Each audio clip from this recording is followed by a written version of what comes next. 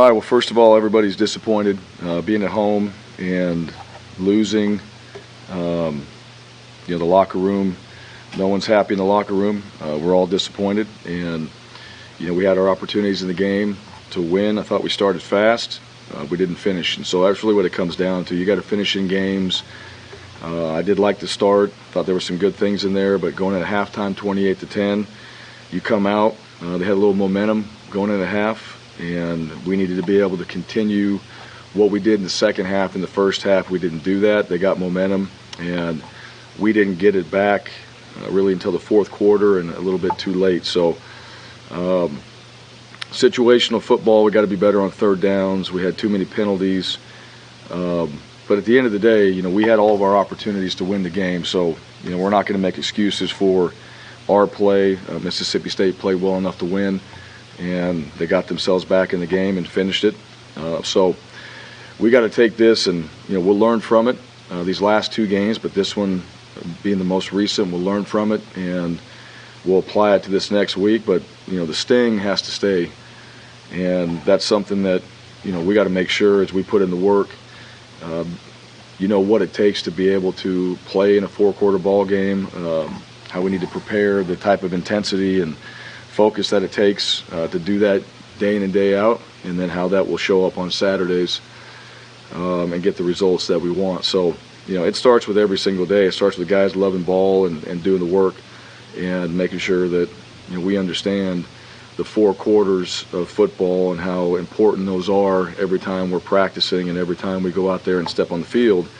You got to be able to start like we did, and you got to be able to finish much better than we did. So without watching the tape, that's really what I felt like in the game. And, that was really the kind of the tale of two halves right there. And, an 18-point lead, it's not enough, and that's what we talked about at halftime. Like, that's not enough. You got to keep playing, and at the end of the day, it's still about our execution and the things that we're trying to accomplish every time we step on the field, and that didn't happen. It wasn't good enough. I've got to do a better job making sure that we understand how to finish and how to keep attacking and playing our game throughout four quarters of it. So there's no back down or slow down, and right now we didn't do that. So I got to do a better job of making sure that we get those things done, and then we got to go out there and execute and understand what it takes to win games and finish. So with that, questions. Brian Stokes. Brian, you talked about the difference between the two halves. With Will Rogers, he was 50% in the first half passing the ball. Then in the second half, he was, I think, 24-26 passing the ball for 271 yards. What do you think was the difference between the first half and the second half, and his production and the defense for Auburn? Well, he played well. Those stats are different, obviously, than in the two halves. So like I told you, it's kind of a tale of two halves. We played well early on. Thought we got a little bit of pressure on him, probably in a little bit better position in some of our coverages. We had penalties that extended drives. And so, all those things were not in our favor from that standpoint. We still had chances to make plays. And, the wide receivers are a part of that too, and the protection's part of that. So the second half adjustments in what we were doing wasn't good enough. And they were able to capitalize on that type of performance from their quarterback, and it kept those guys on the field. That's what they do. They throw the ball.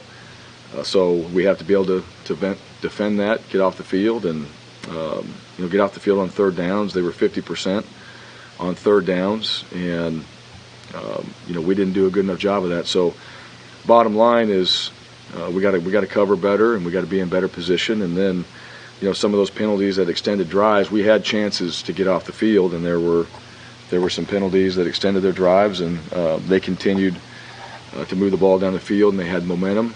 And like I said before, you got to find a way to capture that momentum and get it back. And we weren't able to do that enough in the second half. Tom Green. Hey, Brian, you guys were able to move the ball pretty effectively on the ground in the first half, but what changed in the second half that made it so difficult for you guys to establish the run? I don't know. There were some things they did. They made adjustments. I don't know if it was one thing in particular that they did. Probably had to do more with us than anything.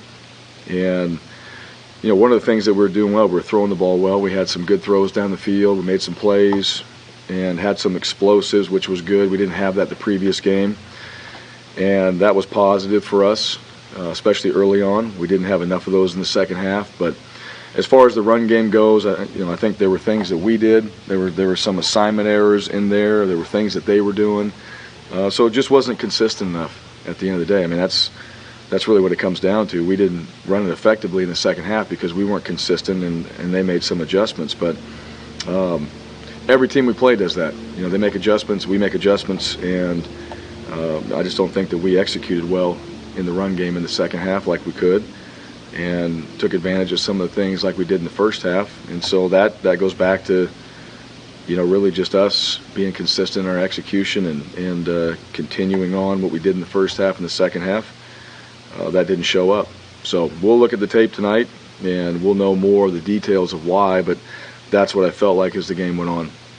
Jeff Spiegel. Yes, Bryan, can you talk about the targeting call on TD Moultrie and what you saw on that? Yeah, well, I didn't see it. I mean, that's the one thing. They made a decision from upstairs that was targeting. What I saw on the replay was him going up because the quarterback's in a passing position to try to block the pass.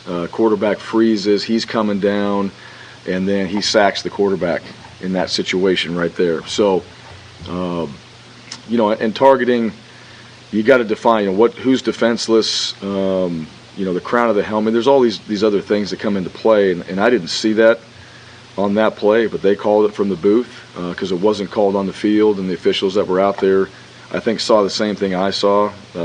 What they saw in the booth, they felt like it was targeting. That was the explanation to me, and we'll go back and look at it. I don't have a replay of it right now in front of me, but we'll go back and look at it.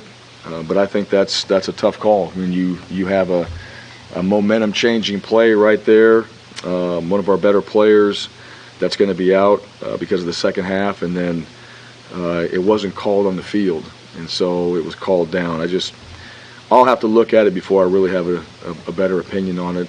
But it was called, and it changed field position and gave them a first down, and we were getting some momentum in that moment right there, which was good. That just kind of took that away. Caesar Walker. Coach, we had a tough day in terms of special teams with a blocked field goal, and you also had a failed fake punt. Also had a few penalties and another missed field goal by Carlson. Your assessment in terms of the execution of special teams and how that can swing the momentum of the game for you guys? Yeah, I mean, it was not good enough is my assessment.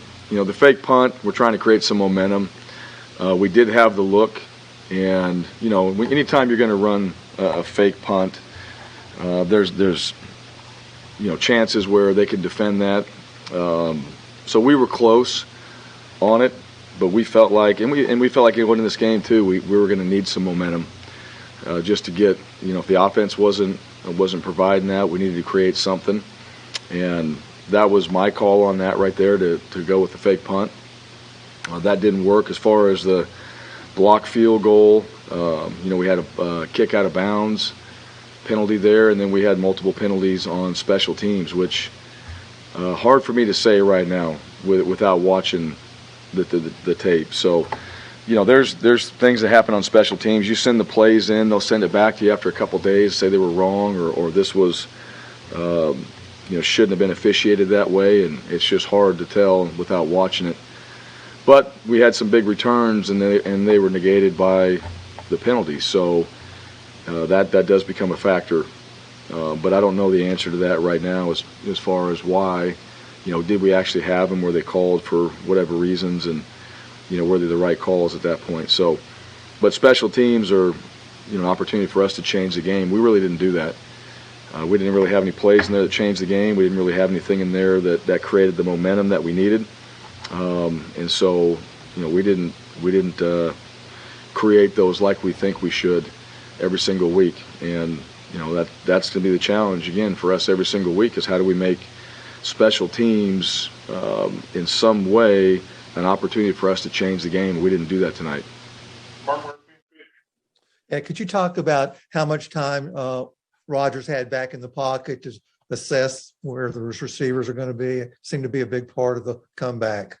Yeah, it seemed that way. I thought in the first half we got more pressure on him. At least we made a move from his alignment in the pocket there, so we got him off his spot a little bit more than we did in the second half, and I think their O-line did a good job making adjustments. I don't know why we didn't get as much pressure or why he felt more comfortable in the second half than he did the first half. I mean, just from looking at it from the sideline, it felt like, we weren't getting the kind of pressure that we had gotten early.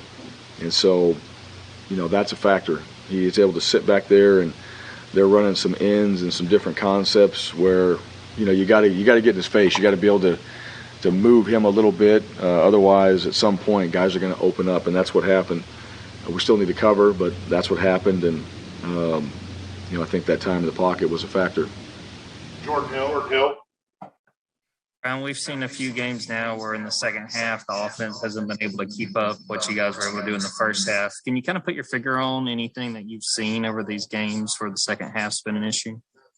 Yeah, I mean, it comes back to execution. We don't we're not as consistent in the second half. Let me say that. I think, we do some things early in the first half, and then, we got to continue to keep attacking in the second half as aggressively, just playing and executing as we do in the first half, and it doesn't seem like we do that in the second half. Now, I know the defenses make adjustments, but you also have a pretty good idea of what they might do. You still have quite a few plays left on your call sheet that are good going in the second half, and we didn't extend drives really, and we didn't keep ourselves on the field or keep attacking like we did in the first half, which I thought, we came out and we were attacking the defense. We were making plays. We had some explosive plays, and that needed to continue in the second half. And so, we didn't execute certain things like we know we're capable of. Some adjustments that they made, we had to figure how we're going to adjust to some of the concepts that we were using based off their adjustments. But at the end of the day, we still got to make plays. We got to execute like we do in the first half, and it's there because we saw it.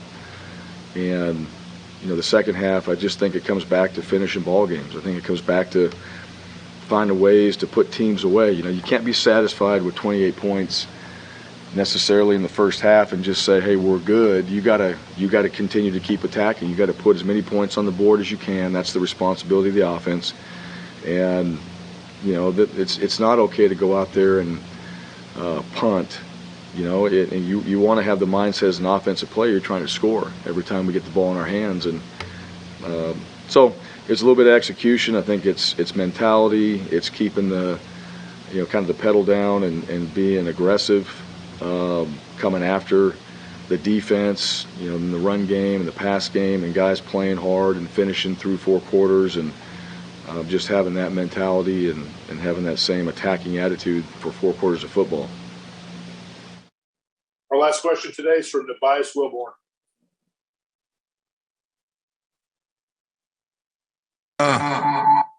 Sorry about that. How do you, keep the morale of your team after such a hard loss with 2 games left, including the Iron Bowl coming up? Yeah, well, I think, one, it comes back to guys loving football, number one. That's really what it comes down to. You got to have a bunch of guys that love the game. And, yeah, that's going to be the challenge, because when you don't win, when you win, everything's good. When you lose, things can be you start to question and self, and then things that you're doing. Do you have to go that hard? Is this really worth it? These are things we need to be doing, and absolutely. We talked about that in the locker room. But it's the same message since go back to the fall camp and even spring practice on just what it takes to be successful and to win each and every week. So, and it goes back to just, guys loving the game. You got to love practicing and preparing. You got to love playing the game. You got to love being out there with your guys and getting yourself better. And, that's the challenge. The challenge is right now we're not good enough. How do we get better? How do we improve? How do we find ways to finish ball games? How do I do a better job of making sure that we're ready to play 4 quarters of football? And, there's plenty of challenges. That's not in question. We have a tremendous amount of challenges and all that. It's just who's willing to step up and accept those challenges and go out there and work on it. I know guys want to win. I know every Saturday they want to go out there and win. I think that's important. But the reality of our football team is, who wants to prepare to go out there and win, and who really has that love for the game and getting themselves ready day in and day out to go out there and have a great performance, but really just to play and have a chance to go compete. So we got to do a much better job of emphasizing that from our staff and everybody around, and just making sure that we understand the importance of those things. And so there's no lack of challenge. Let me just tell you that. There's no lack of work that we have to do. It's every guy in there just really understanding that, and we got to accept that. We got to go back to work, and it's painful. This loss stings. Every one that we lose, it stings. What are you going to do about it at the end of the day? What are you going to do? How are you going to respond? Are you going to fold your tent and just not give the effort necessary and just kind of roll with all the excuses, or are you going to bow your neck a little bit and go get ready to play and have a great Sunday? Make sure that we're ready to do all the things necessary to be a better football team. So that's the challenge. That's my challenge. That's our challenge. And, we're not going to back down. We won't quit. And these guys won't quit. And the guys that are on the field, they're going to be ready to play. And we'll have that attitude, and we'll show that next time we step on the field. It's just we got to do a better job of that and make sure that those things improve in order for us to do that. All right, Coach. Thank you for your time. Okay, thank you.